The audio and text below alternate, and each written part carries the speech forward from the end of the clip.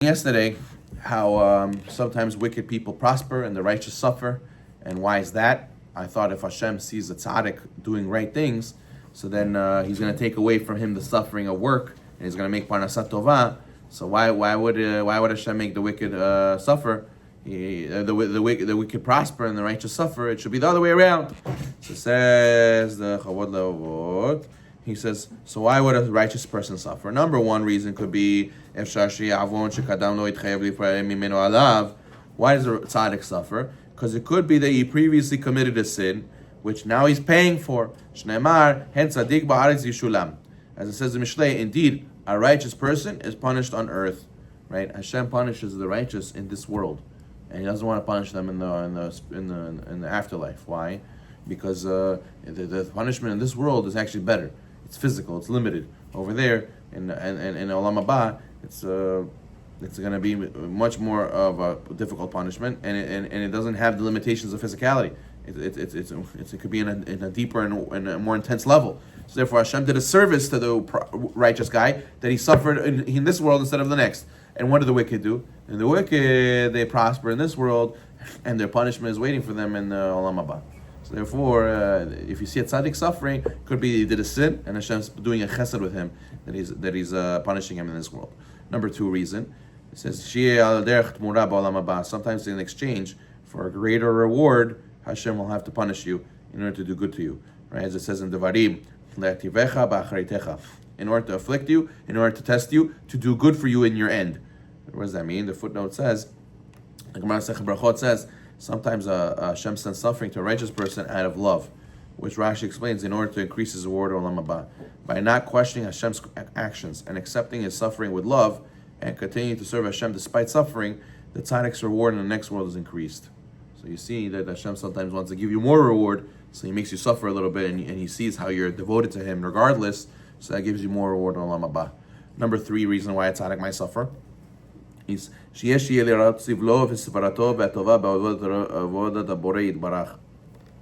sometimes Hashem wants to display the righteous person's endurance and positive attitude in the service of Hashem, despite its difficulties, so other people will learn from him, right? Like it says, like Hillel, right? Hillel will cause everybody to be judged why they didn't learn Torah. Well, the Gemara says why? Because Hillel was very poor, and he used to make 4 coins a day, and he used to give 2 to the guard at the Bet Midrash, at the house of study, so he should be able to get in to learn Torah, and 2 he used to give food to his family. So one day he wasn't able to pay the guard. So what did he do? He went on the skylight. He went on the skylight of the house of study, and he was listening to the Gemara discussions through the window. But eventually it started snowing, and it covered him, and he knocked out. He fainted, and he passed out on the skylight. So when they came in the morning and they wanted to daven and wanted to learn, so they saw it's very dark. Usually the skylight gives good light. They see up and they look up and they see Hillel over there. He's passed out. So they run upstairs, they run to the roof, they get him out, they wake him up, they put him by the fire. And he said, "What are you doing over there?" He said, "Oh, I couldn't learn, so I tried to go on the skylight to hear the learning at least, and I got covered too much of snow and I passed out." So you see, the Gemara says that look how Hillel was so poor and he still tried to learn Torah, he's going to be the reason Hashem's going to say, if he could do it, why you guys can't do it? You're going to complain and say you didn't have money, you had to work, and you weren't able to learn. Look, he still learned even though he was very poor. How come you didn't? So he's going to mechayev, and he's going to obligate everybody to answer why they didn't learn Torah. So you see that Hashem sometimes does that. Hashem makes it that a tzaddik suffers in order that people should learn from him how to be devoted to Hashem and serve Hashem even through difficulty. Like you see by the matter of Eov, right? Eov also, he suffered tremendously, and he still was loyal to Hashem. So you see a guy. Why aren't you dedicated to Hashem? Oh, I'm suffering so much. You know how hard it is for me to do mitzvot. Are you any worse than Eov? Eov suffered way more than you, and he was still loyal to Hashem. He didn't have any questions. And there's some people I know. Oh, I got divorced. Oh, I lost all my money, and I was religious. Why would God do that to me? That's it. I lost my emunah. That's it. Forget all this. There's no point in doing all this. You see, if I'm religious, Hashem's supposed to give me everything, and my life's supposed to be perfect. And I should not be missing anything.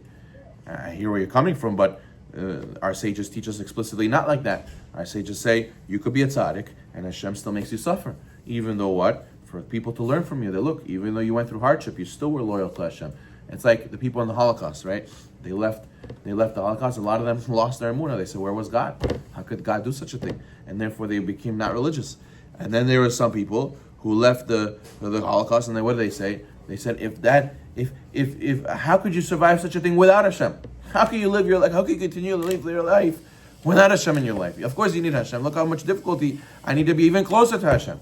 So therefore, that what? You see that these people, sometimes they suffer. It's in order to make it that, look, you can still be loyal to Hashem even though you're suffering so much. And we know that we said yesterday, Pasuk, that Nistarot Hashem, these hidden things from us, they're for Hashem. Hashem knows everything. What was the reason why He's doing it? We don't know the reason why these things happen necessarily. But whatever is revealed, that's for us. But the hidden stuff, the hidden reasons, that's for Hashem. Number 4, sometimes it's due to the wickedness of the people's generation, right? Let's say the generation is wicked, and Hashem wants to test you with poverty, destitution, illness, in order to exhibit your piety and service of Hashem, even in the face of hardship, in contrast to your counterparts, in contrast to the people in the generation who, despite their tranquility and comfortable life, do not serve Hashem. And this, that you overcome this hardship in the face of wickedness, gives you more zuchut, gives you more merits. As it says, as it says in Shaya, when in truth it was our ills that He bore and our pains that He carried. Right? So what does He do? At the time when there's wicked people around, what does Hashem do? Hashem says, look, there's so many more wicked people, and it outweighs the merits of the righteous. So what does He do? Hashem says, to keep the world in check, and that in order that I shouldn't destroy the world because there's more wickedness than righteousness, I have to increase the righteousness' merits. How do I increase the righteousness' merits? I go and I afflict the tzaddik, and he still serves Hashem, and this extra merit prevents the world from destruction. For example, the Gemara says that the what is saying, if every day there's more sins or more mitzvot being done, the Gemara says there's more sins being done in the world. So what keeps the world going? The Gemara says, this is the people say, Amen Yesh Merabah and Kaddish, and this is the people say, specifically which Kaddish? Specifically Kaddish after learning, the Gemara says. After the Shiur, we say Kaddish Israel. If you say Yesh Merabah, that's the Yesh Merabah that saves the world, and Kadosh, Kadosh, Kadosh, and Uva Letzion. Uva Letzion at the end of davening, we say Kadosh, Kadosh, Kadosh, that those two merits keep the world going, even though there's so much wickedness in the world. So you see that the Gemara is busy explaining with what merit is the world existing, because otherwise the wickedness will destroy it. So therefore, it says that sometimes Hashem makes the tzaddik suffer in order that there should be more merits in the world to keep the world going. Otherwise, according to the laws that Hashem set up, the justice system Hashem set up, the world should have been destroyed, Chas v'shalom, by Noah. Number 5, we'll do one more.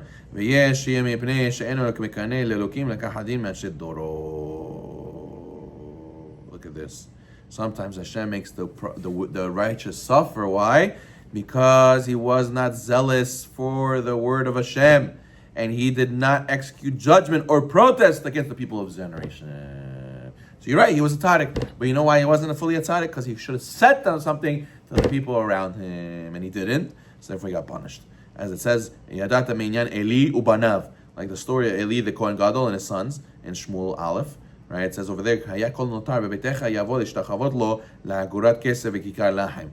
in the pasuk over there, anyone left over from your family will come down to bow down to him for a small coin or a loaf of bread. Hashem cursed the descendants of Eli Kohen. Why?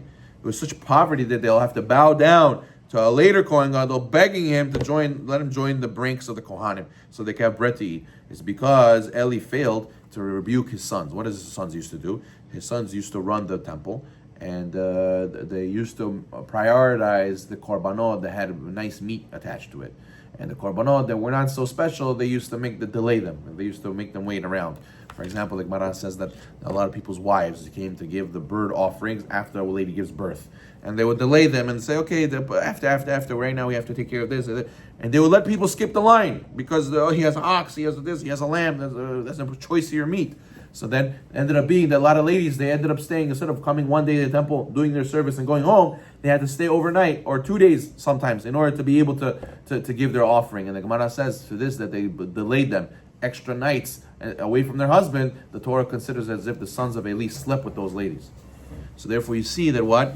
Eli saw all this and he didn't say anything. So therefore Hashem made it that he suffers because he should have rebuked. So it comes out the tzaddik. Lama tzaddik veralo? We said a few reasons. Could be tzaddik veralo because he asachet, he did a sin. Could be tzaddik veralo. Why?